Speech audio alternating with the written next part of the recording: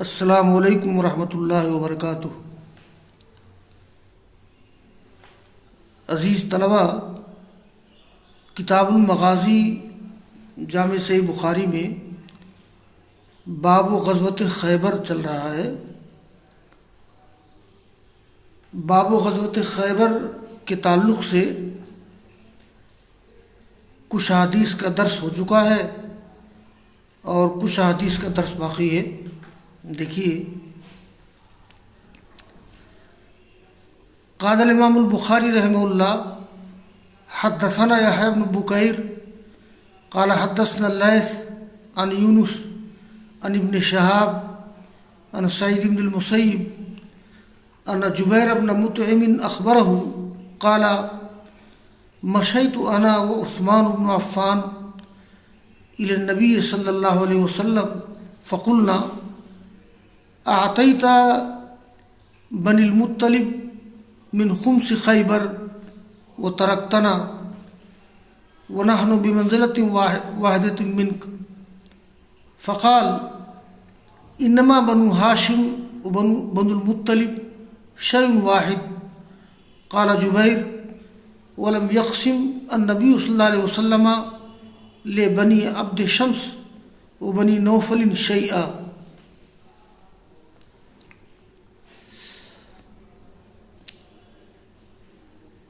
اس حدیث میں غزوہ خیبر میں جو مال غنیمت ملا تھا اس کے خمس کے تعلق سے بات آئی ہے۔ یہ بات طلبہ کو معلوم ہونا چاہیے کہ غزوات میں کبھی کبھی جنگ نہیں ہوتی، لڑائی نہیں ہوتی ہے تو اس کو مال فے کہتے ہیں۔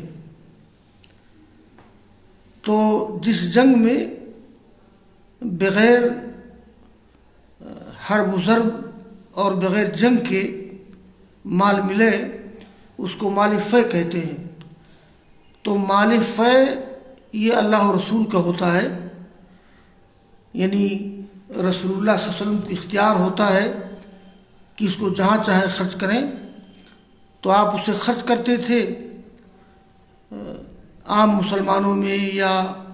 اپنے اقربا میں، اپنے اہل بیت میں۔ اور دوسری شکل یہ ہے کہ غزوہ میں مال غنیمت ملے تو مال غنیمت میں خمس یعنی 1/5 یہ اللہ و رسول کا ہوتا ہے اور 4/5 یہ مجاہدین میں تقسیم کر دیا جاتا ہے۔ اور قرآن کریم میں ہے وَأَنَّمَا غَنِمْتُم مِّن شَيْءٍ فَإِنَّ لِلَّهِ خُمُسَهُ۔ یہ اس طرح سے آیت ہے کہ جو مال غنیمت تم لوگ حاصل کرتے ہو تو اللہ اور رسول کے لیے اس کا خمس ہے۔ اب یہ خمس رسول اللہ صلی اللہ علیہ وسلم وہ اپنے حساب سے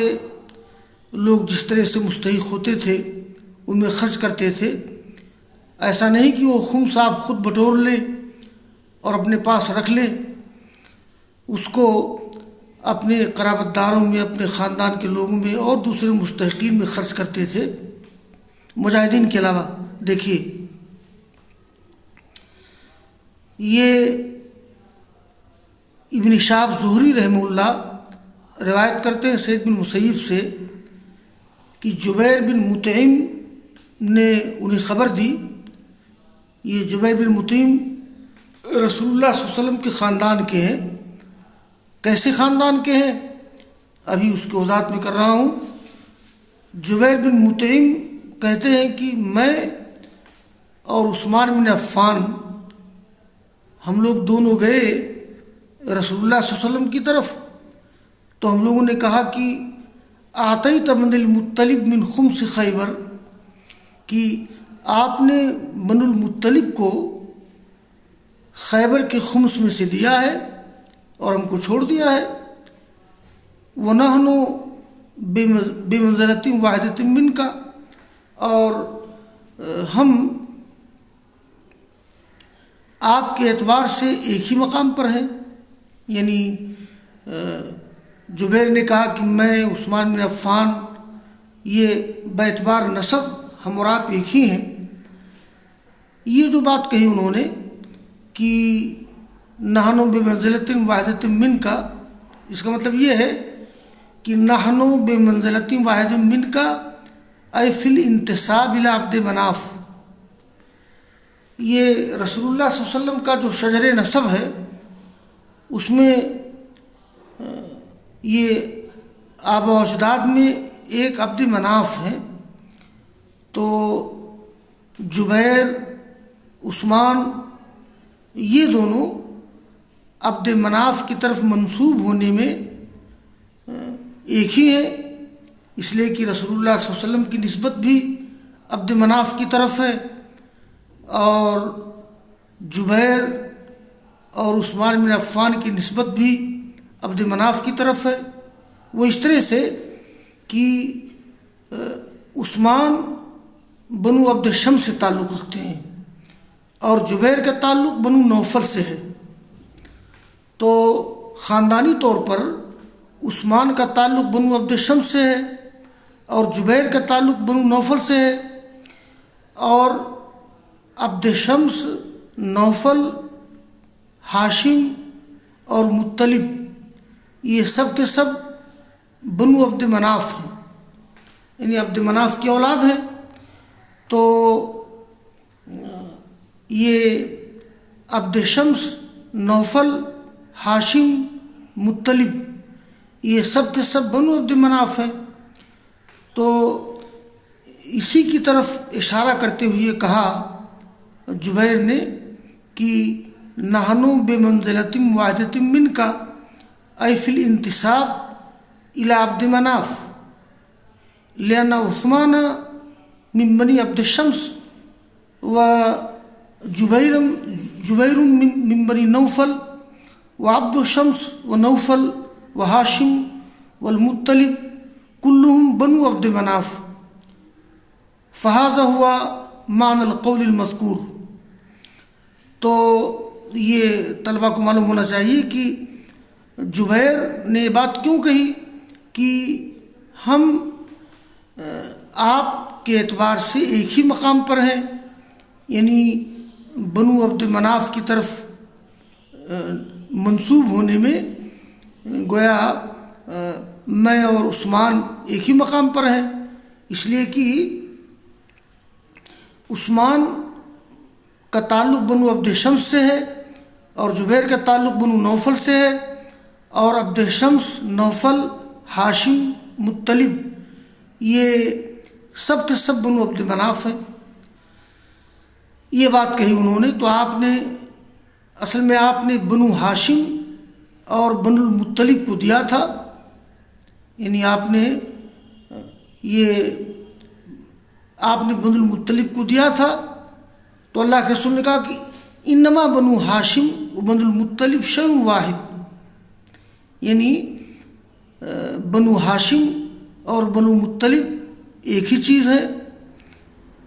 یہ آپ نے یہ بات اس لیے کہی کہ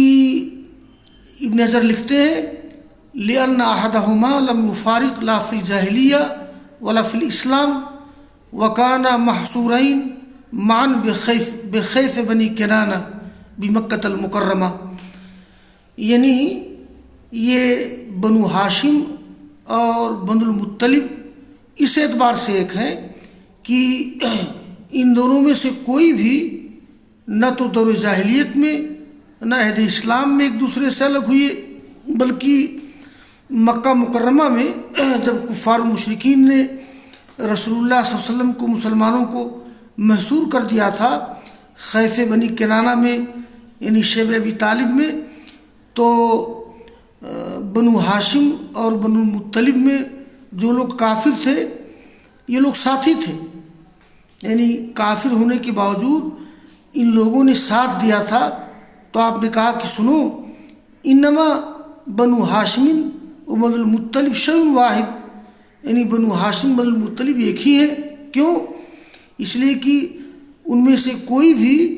ایک دوسرے سے الگ نہیں ہوا، نہ دور جاہلیت میں نہ عہد اسلام میں، اور وہ دونوں محصور تھے ایک ساتھ خیف بنی کنانہ میں مکہ مکرمہ میں۔ تو اس حدیث میں یہ غزوہ خیبر میں جو مال غنیمت ملا تھا تو اس کے خمس کا تذکرہ ہے، بس یہ مناسبت ہے اس سے۔ اور آگے کی روایت دیکھیے،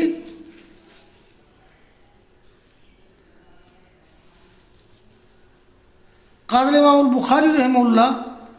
حدثني محمد بن العلاء قال حدثنا ابو اسامہ قال حدثنا برید بن عبد اللہ عن ابی بردہ عن ابی موسیٰ رضی اللہ عنہ بلغنا مخرج النبی صلی اللہ علیہ وسلم ونحن بالیمن فخرجنا مہاجرین الیہ وانا واخوان لی انا اصغرهم احدهما ابو بردہ والآخر ابو الرہم اما قال فی بضع واما قال فی 53 او 52 رجلا من قومی فركبنا سفينة فالقتنا سفينتنا إلى النجاشي بالحبشة فوافقنا جعفر بن عبد المطلب فأقمنا معه حتى قدمنا جميعا فوافقنا النبي حين افتتح خيبر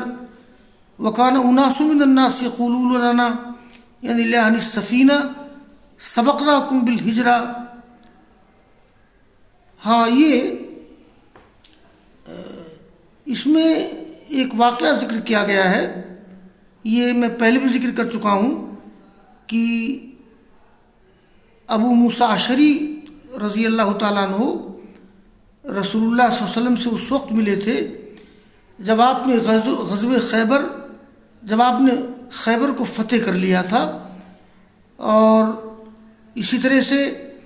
ابو ہریرہ رضی اللہ تعالیٰ عنہ بھی رسول اللہ صلی اللہ علیہ وسلم سے اس وقت جا کر کے ملے تھے۔ ابو ہریرہ رضی اللہ تعالیٰ عنہ مسلمان ہو کر کے مدینہ آئے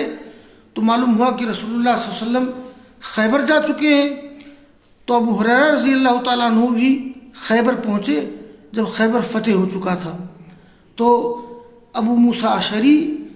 اور ان کے ساتھ بہت سے لوگ اور ابو ہریرہ رضی اللہ تعالیٰ عنہ یہ اس وقت پہنچے تھے جب خیبر فتح ہو چکا تھا۔ اگرچہ یہ لوگ غزوہ خیبر میں شریک نہیں تھے، لیکن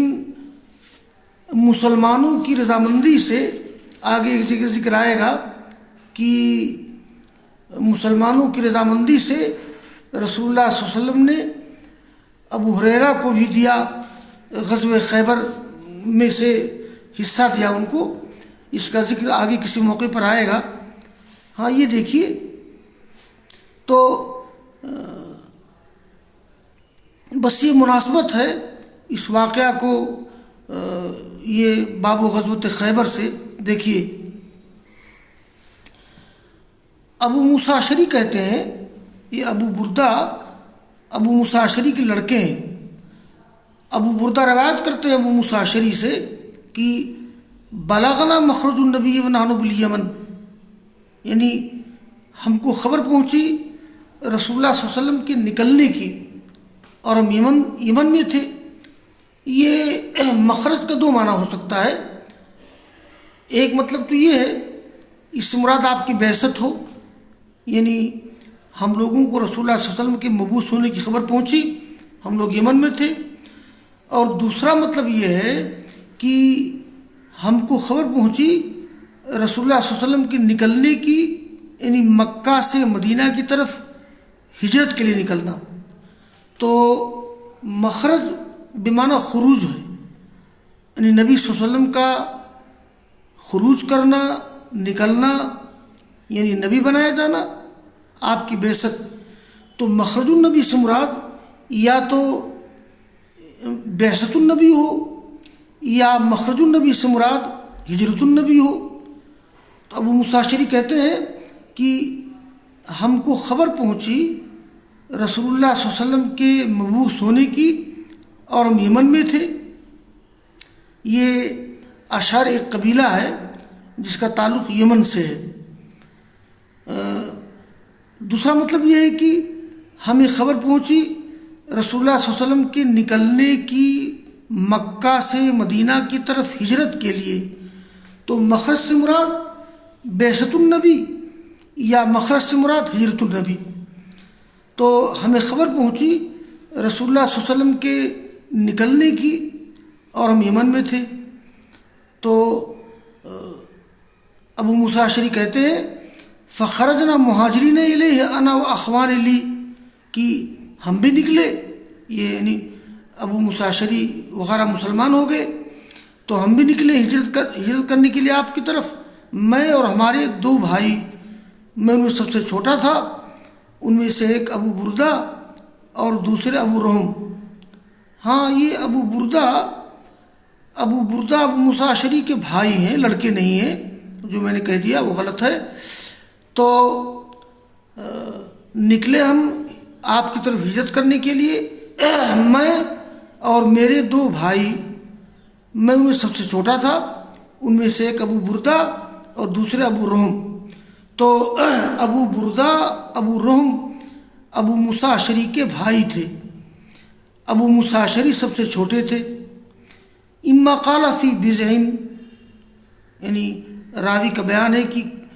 کتنی تعداد تھی نکلے تھے، یعنی یہ 3 سے 9 تک، یا کہا کہ فی 53 ہم لوگ نکلے، یہ 35 لوگوں میں، یہ 53 لوگوں میں، یا یہ 52 لوگوں میں، یعنی 52 لوگ تھے یا 53 لوگ تھے ہماری قوم کے۔ تو ابو موسیٰ اشعری کہتے ہیں فرقبنا سفینۃ، ہم ایک کشتی پر سوار ہوئے، فالقتنا سفینتنا الی النجاشی، تو ہماری کشتی نے ہم کو پہنچا دیا نجاشی کی طرف حبشہ میں۔ اور حبشہ میں اس وقت جعفر بن ابو طالب رضی اللہ تعالیٰ عنہ اور کچھ لوگ مکہ سے حبشہ جا چکے تھے۔ تو ابو موسیٰ اشعری کہتے ہیں تو ہماری ملاقات ہوگی جعفر بن ابو طالب سے، ہم نے ان کے ساتھ قیام کیا، حتیٰ قدمنا جمیعا، یہاں تک کہ ہم لوگ آئے، یعنی حبشہ میں ہم لوگ ٹھہرے، اور حبشہ سے اس وقت آئے فافقنا النبی حین افتتح خیبر، تو ہماری ملاقات ہوئی رسول اللہ صلی اللہ علیہ وسلم سے جب آپ نے خیبر کو فتح کیا۔ تو یہ معلوم ہوا کہ ابو موسیٰ اشعری، ان کے بھائی ابو بردہ ابو رحم، یہ 53 یا 52 لوگوں میں 52 لوگوں کی جماعت پر مشتمل ایک قافلہ تھا، اور ان لوگوں نے ارادہ کیا تھا کہ وہ ہجرت کر کے مدینہ آ جائیں، اور کشتی سے سفر کیا۔ یمن سے کشتی سے آنا پڑتا تھا، لیکن اتفاق سے اس کشتی نے ان کو پہنچا دیا نجاشی کی طرف حبشہ میں، اور حبشہ میں جعفر بن ابو طالب رضی اللہ تعالیٰ عنہ وغیرہ ٹھہرے ہوئے تھے، اس لیے کہ مکہ سے سب سے پہلی ہجرت لوگوں نے کی تھی حبشہ کی طرف۔ آپ نے کچھ لوگوں کو حبشہ جانے کے لیے کہہ دیا تھا، اور پھر آپ کے کچھ صحابہ کرام مدینہ ہجرت کی ان لوگوں نے، پھر آپ نے مدینہ ہجرت کی ہے۔ تو وہاں جعفر کے ساتھ رہے حتیٰ قدمنا جمیعا، اور پھر ابو موسیٰ اشعری کہتے ہیں کہ ہم لوگ سب پھر آئے مدینہ۔ تو ابو موسیٰ کہتے ہیں کہ یہ فافقنا النبی،